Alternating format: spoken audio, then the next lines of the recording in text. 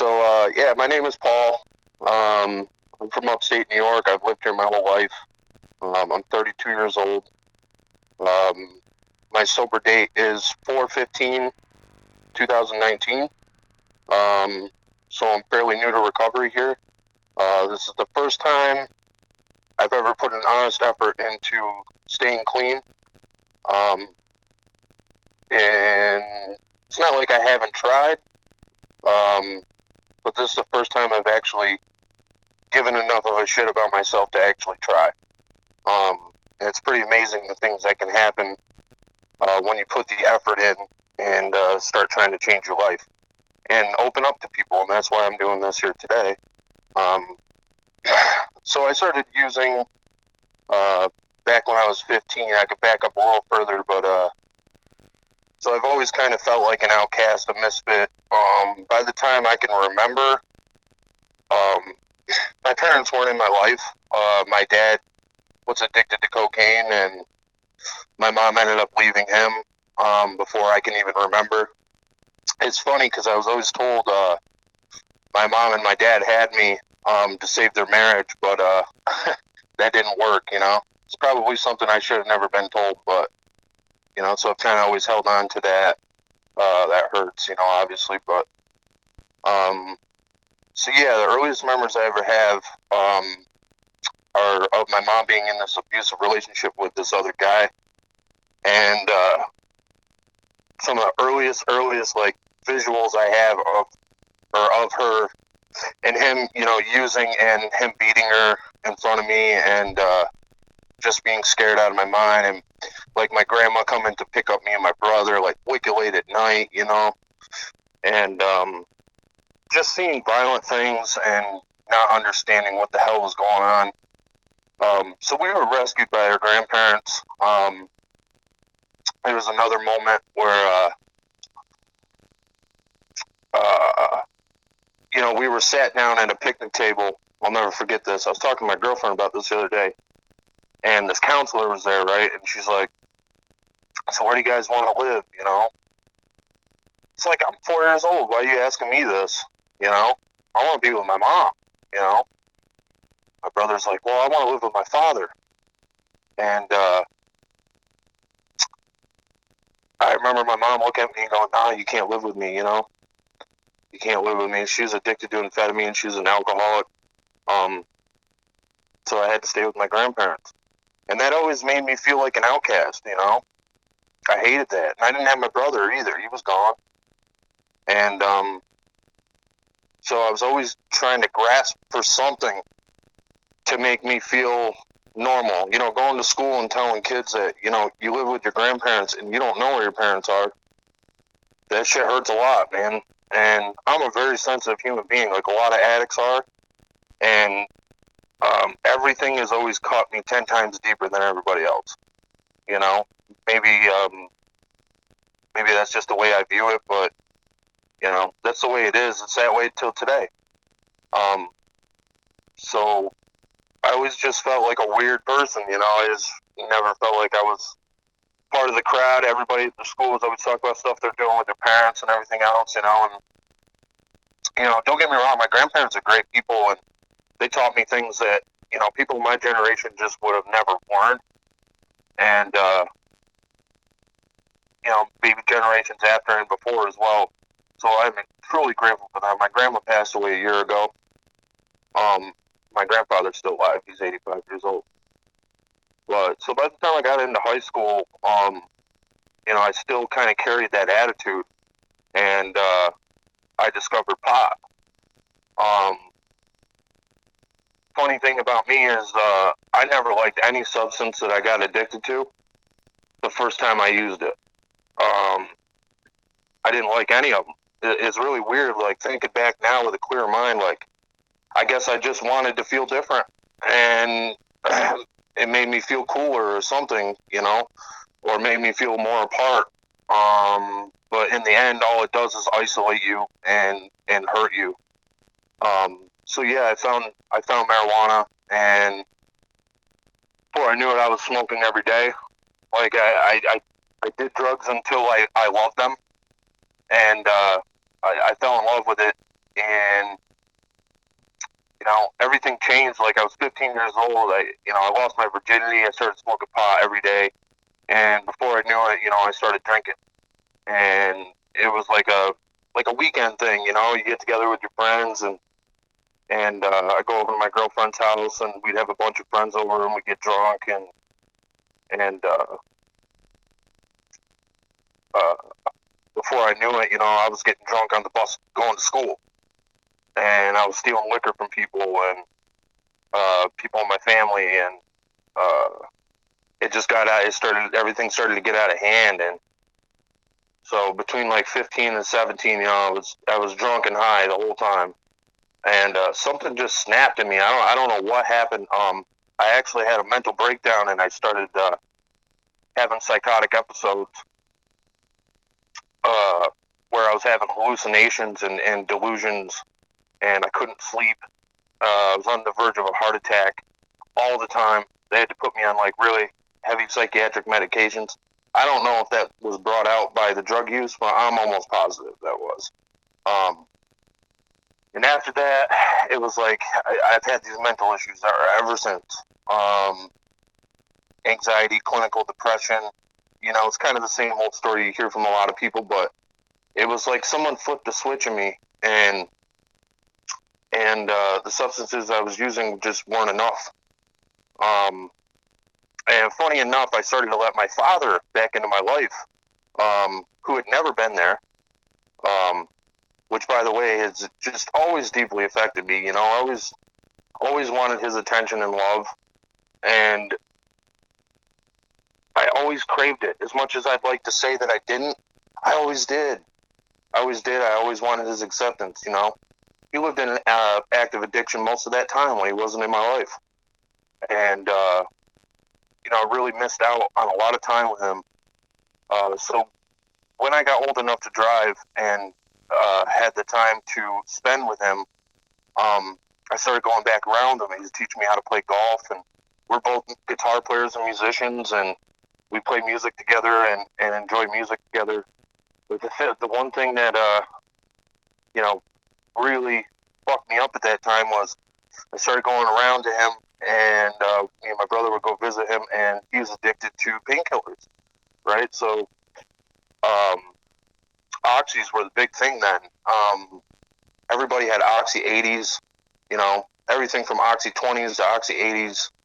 And I remember going over, he had this garage by his house, and he'd be in there snorting pills.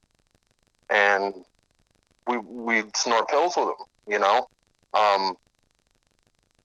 it didn't even scare me. I was just like, whatever. And, hand me the straw, and I tried it, If this is going to help me bind to these people that I love even more, I'll give it a shot. And again, I didn't care for it at first, which is really funny. I spent a good amount of my adult years addicted to opioids after this, but it took some time, and it freaked me out. I was still dealing with that anxiety, and drugs scared me. As much as I loved them, they made me feel different. They scared the shit out of me, but I just kept going with it, and I saw these other family members of mine falling to the wayside, getting addicted to opioids. I still did it. I'll never forget it. Another family member of mine, not going to mention who it was, got prescribed a bunch of OxyContins, and I remember, I've done some of these with my father, and he really, really enjoys them. I don't really know what they're all about yet, but frig it, I'm gonna steal a bunch of them. So I grab a bunch of them. They didn't even know. They had like a jug bottle full of them, and I went over to stay at a buddy's house of mine, and I convinced him to snort some of them with me, and something changed. Like, I think I snorted 2 of them, and I sat down on his couch. It's like 10 in the morning, right? I stayed there the night before. I sat down on the couch, and I just sunk in. And that thought that went through my mind was, fuck me, I'm in a world of trouble. This feels amazing. I finally understood it. It finally clicked with me. I don't know why. I'm a little bit of I'm not a dummy, but everything comes to me a little slower. And even drugs did, even addiction did. And after that, I was obsessed. And whatever I could do to get my hands on painkillers, I would do. You know, looking through everybody's medicine cabinets, just absolutely obsessing over it, and just wanting more and more and more and more and more, all the time. And I discovered Suboxone. Suboxone had just hit the streets. You know, it came in pill form. Back then, you know, you have the strips and everything. You got the shots and stuff now. But when the stop signs hit the streets, everybody started doing, you know, they were everywhere, and they got you high like heroin magnified, you know. And by the time I was 20 years old, me and my brother were both physically addicted to Suboxone. I could still remember the first time I got withdrawal. We were riding around. We had just gone and hooked up with some. You know, at this time, I was just doing it to get high and to feel different and to not feel that void. And we were driving home, and I'm freaking out. I hadn't done anything all day. And I just started having a panic attack, bad. And, you know, through talking with him, he pretty much was like, you're probably having withdrawal symptoms. Well, the shit hit the fan after that, because then I just never stopped. I mean, not that I'd really stopped before that, but once I knew the sickness was in me, that was that. So I languished along, and I just kept doing pills and doing pills. Let's see, after 20, you know, I became a rabid alcoholic. The reason I became really, really bad drunk, I mean, everybody in my family's a drunk, or an alcoholic, you know, not to speak ill of anybody in my family, I love them all. But my family's very full of addiction, you know, both my parents, my grandfather struggled with it, my aunts, my uncles, my cousins, everybody. Getting drugs can be especially when you're trying to function, you know, and work and pay bills, alcohol just becomes an easy access narcotic, basically, in my eyes.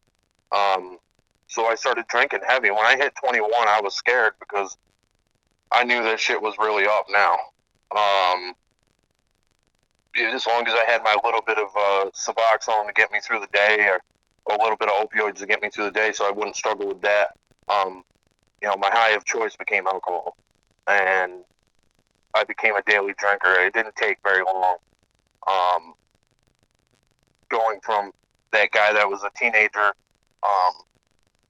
drinking it on the bus, just doing it, you know, kind of recreationally, doing it too much, but doing it more recreationally too, it became a lifestyle choice at 21. And I started getting drunk every single day to the point where, you know, my weight ballooned. I got up to 400 pounds. It just got out of control. But the opioids never went away either. I just kind of floated through life throughout my 20s. Most of it's a blur, honestly. The obsession never went away, though, you know. I wanted to try more and more and more stronger opioids. I wanted to increasingly take more and more and more whatever I could get my hands on, you know. Then came fentanyl. Fentanyl came along. I was still fucking around with Suboxone, snorting Suboxone. You know, I could barely hold jobs because I was always obsessed with trying to stay well, right, and getting drunk at night. So I had this one job where I was an art framer, and I had a family member who had a prescription for fentanyl patches, and one morning I was freaking out about going to work, and I took one of those patches. It wasn't the first time. I'd eaten them many times, but this time was different. By the time I got to work, I went to the bathroom, I collapsed, I overdosed, and I died, and they had to resuscitate me, and that wasn't a lesson learned. All I could think about after I came out of that fog was, how can I get more? And it's pretty scary, man, to think back on. I really just wasn't afraid to die. I started messing around with benzos at this time too. This is probably my late, mid-20s. Started messing around with benzos too. I convinced my doctor to prescribe me Klonopins. And same job. I asked to leave that one day at work. I was freaking out, probably suffering from a little bit of opioid withdrawal because I never always had what I needed. So I just eat a fistful of Klonopins every day. And I was like, oh, I got to take off for various reasons. I want to leave work early. My boss let me leave. I think I'd probably eaten like 20 Klonopins that day. I got about 3/4 of the way home. I fell asleep and I crashed my car end over end. I was smashed inside of it. They had to take the jaws of life to get me out, pull me out of the back window, smashed up my ribs, bruised up my chest. Somehow didn't die. Again, didn't scare me. Didn't scare me at all. All I could think was, I hope they don't find my bottle of pills when the cops get here. It's pretty sad, man. It's a sad state to be in. I made it through that. My life was pretty much a blur, man. It's really hard to recount everything that happened, man. I was just so trashed all the time.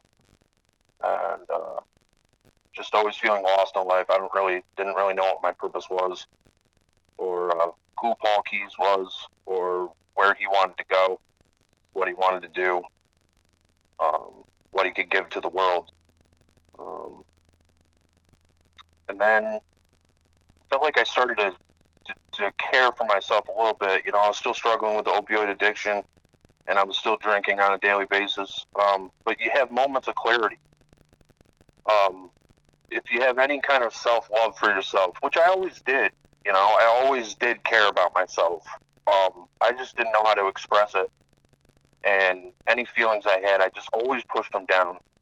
But there was always this love in there somewhere. And I started to get into fitness, and I started losing weight. I started to be able to hold down good jobs. But I was always starved for affection. Not having your parents when you're young, I don't care what anybody says, that shit really affects you. You know what I'm saying? It affects people more than they realize. I'm 32 years old now, and I'm just starting to realize how much it's affected my life. So I was always starved for affection. I had a really good job. I was a produce clerk for a supermarket company, and I was being trained to be a manager. Again, still dealing with addiction problems. And then I met this girl that worked at the same store as me, right? She thought I was cute as hell, and I just lost a bunch of weight. I was in decent shape, and I looked really good. She looked really good. Within a week of hanging out and spending time with each other, she was living at my house. And like everything went so fast, and I was getting that affection I needed. It's just amazing how the disease of addiction works. She was not involved with any kind of dependency or regular drug use or drinking. I kind of quickly let her know where I was at with that, though, and it ended up being her problem, too. This is something I suffer immense guilt for. I let her into my world, and it's just something that, like I said, I say to a lot of people, the disease of addiction isn't just a one-pronged thing, it isn't just what you're dealing with and what you're going through, but it's how it rubs off on other people too. And, it didn't take long, and I had her fully addicted to opioids as well. snorting pills with me. And I knew the higher I got, the more sex I got out of her, which is horrible, but again, I'm not defending myself, but, being that starved for affection person, the more attention I could get, the better. And the better I made her feel, the better she made me feel. So that's kind of how that chain reaction worked. And before I knew it, she was suffering from withdrawals. And what we couldn't get was enough. And that's when heroin came in. So I ended up getting hooked up with a dealer through some people I knew. And we started snorting heroin together. Just to recap a little bit, I was in my late 20s at this point, so I'd be 27, 28 years old. So I hadn't really gotten into what most people would consider real hard drugs until then. So we started snorting heroin, and the talk of injecting started coming into our conversation. We knew a lot of people that, would shoot up, and neither one of us knew a heck of a lot about it. What she didn't know, though, was shortly before that, I had given that a go. I had tried it. I had one friend who was addicted to shooting amphetamines, and I would buy pills off of him, and the idea kind of got planted in my brain before I met her. And I had no idea what I was doing. One of the very first times I tried shooting the oxys, I missed the entire shot, and my arm completely ballooned up, and I could have lost my arm. I had the biggest abscess in my arm, and that scared the shit out of me, but it wasn't enough to knock those feelings away, I still wanted to progress, and I still wanted to do more. It might scare you for a little while, but it was just never enough for me. And it was never enough to scare me enough to get me to not do these types of things. It just was always chasing after something, and it just became so entwined with substance. So one night, we actually hooked up with a couple of friends of ours. I had just got paid, and we drove down to a neighboring city to buy a few bundles of heroin. And that was the night that we were going to shoot up for the very first time, shoot actual heroin. They were, my buddies were in the back seat, shooting heroin the entire time. We were driving back. I was driving. And I should take cues from people when you're around them, and pay attention, because they were so smashed in the back seat that and these are seasoned veterans that I should have known better. But you're not paying attention when you're in a fog. Came back to my house, and I shot it. It felt lovely. I think I injected 2 bags. I felt amazing. I injected her with 1 bag. She died. She had no idea how to do it, so therefore I was administering it to her. I shot her up, and she died. I didn't know that she had died. I looked at her. She wasn't breathing. I freaked out. I immediately wasn't high anymore. Adrenaline was pumping. She wasn't breathing. She was turning pale. I picked her up. I put her on my floor. I started doing CPR. I never knew. I don't know how to do CPR. It was just like, you just think back to like things that you're taught as a kid or at school or wherever, and you breathe and pump the chest, right? So I started doing that, and I'm like freaking out. Sweat's pouring off my face. It took me like 20 minutes. I resuscitated her. She finally gasped her breath and opened her eyes, and finally said something to me. And man, I remember that I just collapsed on the floor. was like, man, my life was almost over. Her life was almost over. You know. Sadly, that wasn't enough, though. Still continued to use dope after that. You know, I had all these cues in my life to stop using, but it didn't go that way. It just progressed. And after that, our relationship was just very strange. She started going out and partying without me. You know, we were both addicted to drugs big time. We both got into smoking crack. Just got very weird, and you know, things that I said I would never allow a woman to do to me, I allowed her to do to me. I loved this girl so much, so intensely, and she just started being different after that. I found out years later that she resented me for everything that happened, which I totally understand. You know, I totally understand that. I should have never allowed her to move into this type of lifestyle. But when you're sick, like I said, the disease spreads from one person to the next. If they've got the tendency for dependency, then it's a possibility. So we dated each other on and off for like 3 years. We'd break up, get back together, break up, get back together. She'd leave me for a drug dealer. I'd let her back to my life. You know, this whole time, an IV drug user, drinking daily, holding down decent jobs.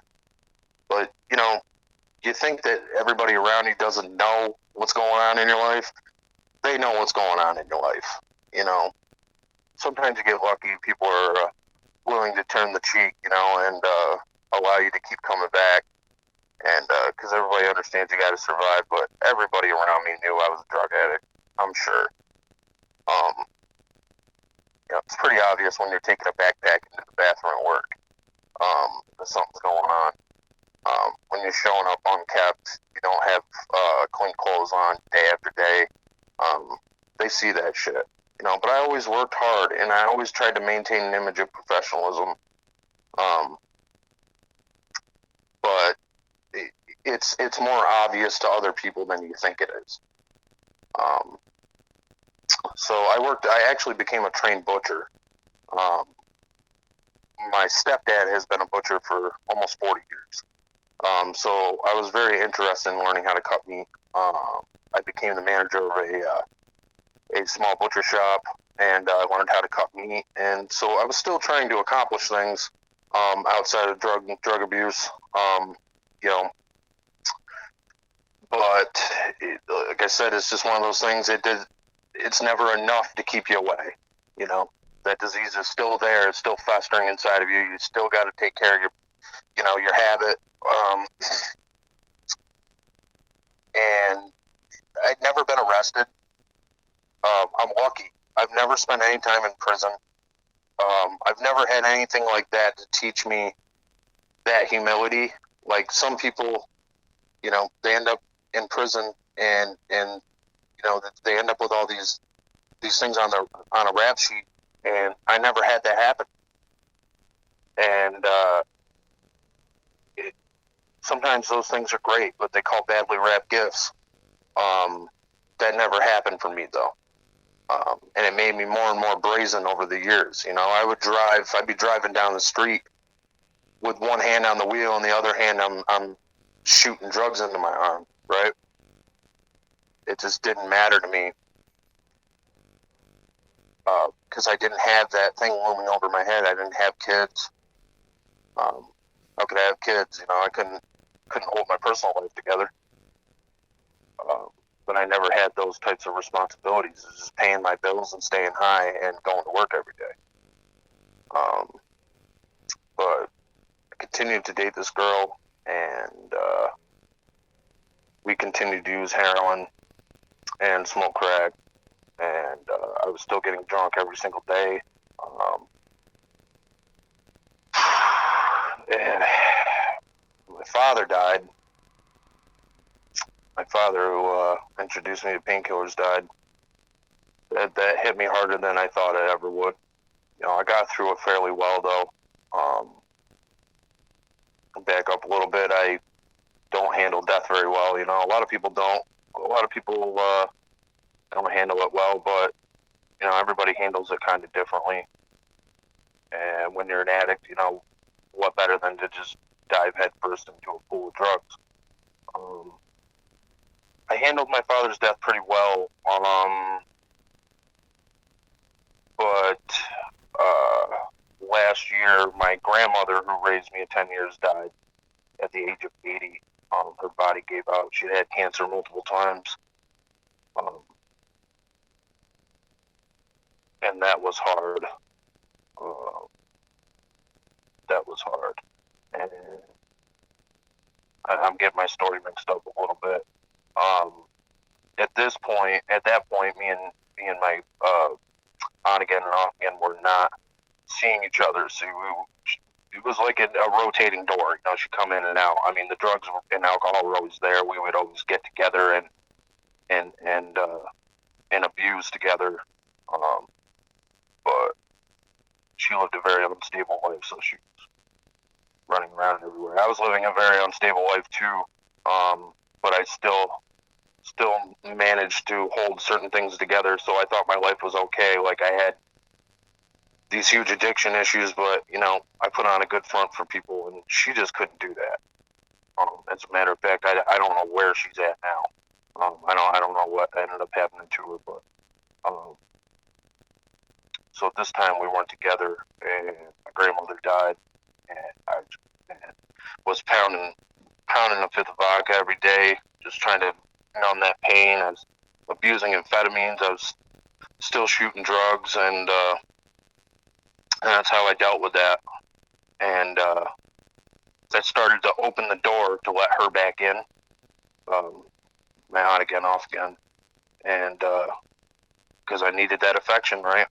I needed something. I'm a very isolating type of person, so when someone comes along and wants to give you love and affection and sex and everything else and wants to use drugs with you, you know, you let them back.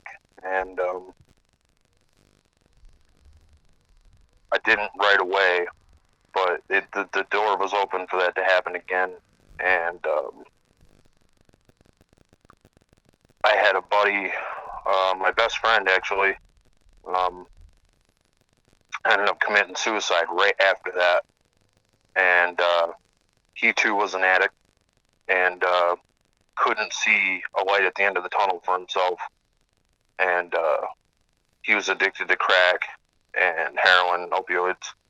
And he was a cancer survivor whose cancer, he had liver cancer, and it had come out of remission. And he was so heavily addicted to drugs when it came out of remission that he decided to end his own life. That was the point where I let her back into my life again, and the shit really hit the fan. This is where it really spiraled out of control for me. And I was introduced to shooting cocaine, which I had no idea about at that time. Everything kind of led up to this point in my life. You know, everything, you know, if my story sounds confusing and whatnot, it's because my life has been confusing, and the whole thing has been a fog, but it's all twisted and led down this road to this moment where I was addicted to shooting cocaine. I was introduced to shooting cocaine. I smoked crack on and off for years, but there was just something about the way of abusing this drug that just took over my life. And I stopped giving a shit about anything as far as the way people viewed me, the way people saw me, you know, the way I acted at work. I didn't give a shit anymore. Once my boy killed himself and I got into that, I'll back up again a little bit. When I let her back into my life, that's what she was doing at the time. You see how that works as a toxic relationship is you introduce each other to these things back and forth. And that was so detrimental to my life. Everybody could just see me falling apart. There was no hiding it at that point. I was doing anything I could to put more coke in that needle, man. And just my arms all blown up. Just track marks everywhere. And I'm so fucking lazy about it. I wouldn't cover it up. I'd be going to work like that, like basically bleeding from my arms. They're all sore. My face is unkept. I got zits all over my face. My clothes are dirty. I haven't slept in days. That stuff became apparent, to everybody. There was no hiding it anymore. Everybody could see me falling apart, and I started thieving from everybody to fund my habit. I started stealing from work. Started ripping off family members. These are all things that I had never really done before, but this one thing had really taken over my soul and taken over my hands and started to make me do this. I couldn't live without it. And, I still remember we would use drugs all times of the night, right? So I lived about 40 minutes from where I worked, and my dealer lived closer to where I worked than where I lived. And I wouldn't want to go home. It was an all-night affair, and as long as I had the money, I was getting high all night, right? So I had this really nice Ford SUV, and me and my girlfriend would just camp in it. We would find a place to camp and sit in there and do dope and coke all night. And it was a snowstorm one morning. I remember that. We woke up and it was cold as hell out. And I woke up and I looked in the rearview mirror and I was jaundiced. My eyes and my skin were completely yellow. I've been on a bender for months. And the first thought I had when I looked in the mirror and saw that was, oh, well, I need to find a bun of heroin. So again, it was another thing that didn't scare me until I went to work, and they made me leave work to go get blood tests done. I could tell you this, I wasn't feeling good. And some people that are hearing this story probably know where this is going to go. So I had the blood work done. They contacted me and let me know that my liver was failing, and that I had hepatitis C. Turned out, we found out shortly after that my girlfriend also had hepatitis C, and that she had contracted it before I had. That was horrible. By law, I didn't have to come out and tell my job, but I was a man about it, and I came out and told them, and they ended up firing me over. I'd been in that place for 3.5 years. Little did they know the stuff that I was doing behind their backs. But so I deserved it in a way. But I felt ostracized, and I lost my job. Couldn't pay my bills. I was walking around. You could obviously see I was sickly. My guts hurt. My family knew. I had to come out and tell my family. I'd hid this from them. They knew I was a drug addict. They knew I was an alcoholic, but they had no idea I was sticking needles in my arm. And I'd been doing it for years. I was pretty good at hiding it from them. I mean, they knew something was wrong, but they didn't know the depth to which it ran. There was no hiding it at this point. I was sick. I'll never forget it. New Year's Eve, I got fired from my job. And right at the same time, my car broke down, right? And couldn't pay my bills anymore. I have great parents, though.